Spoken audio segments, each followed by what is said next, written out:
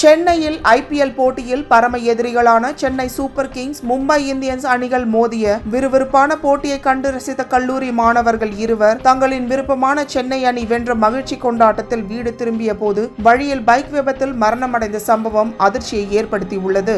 நள்ளிரவில் நிகழ்ந்த இந்த கோர விபத்து இரு மாணவர்களின் பெற்றோரை பெரும் சோகத்தில் ஆழ்த்தியுள்ளது. சென்னை ராமாபுரம் பகுதியை சேர்ந்த கால்வின் கென்னி, சித்தார்த்தன் ஆகிய 2 கல்லூரி மாணவர்கள் ஐபிஎல் போட்டியை கண்டு ரசித்துவிட்டு ஞாயிறன்று இரவு மோட்டார் சைக்கிளில் வீடு திரும்பிக் கொண்டிருந்தனர். அப்போது ஆலந்தூர் அருகே அவர்கள் சென்ற பைக் கட்டுப்பாட்டை இழந்ததால் மெட்ரோ தூணில் மோதி விழுந்தது. இதில் இருவரும் கீழே தூக்கி வீசப்பட்டு தலையில் கடுமையான காயங்கள் ஏற்பட்டதால் சம்பவ இடத்திலேயே உயிரிழந்தனர். பைக்கை ஓட்டிய மாணவர் ஹெல்மெட் அவரது சடலம் அருகே கிடந்தது பார்ப்பதற்கு பரிதாபமாக இருந்தது. ஹெல்மெட்டை அவர் அணிந்திருந்தாரா என்பது விசாரணையில் தெரியவரும். பைக் வேகமாக வந்தபோது கட்டுப்பாட்டை இழந்து விபத்து நேரிட்டு இருக்கலாம் என்று போக்குவரத்து போலீசார் கூறினர். 2 சக்கர வாகனம் ஓட்டுவோர் கவனத்தில் கொள்ள வேண்டியது வேகம் இல்லை விவேகம், போக்குவரத்து விதிகளை மதிக்க வேண்டும் என்பதாகும். குறிப்பாக இரவில் பைக் ஓட்டும் போது அதிக கவனம் தேவை. கவனம் பிசகும் ஒரே ஒரு நொடி கூட நமது உயிரை பறித்து விடலாம் என்பதை மனதில் இருத்தி வாகனங்களை இயக்க வேண்டும். சில நிமிடங்களுக்கு முன்னால் தங்களின் ஆதர்சமான அணியின் வெற்றியை கண்டுகளித்து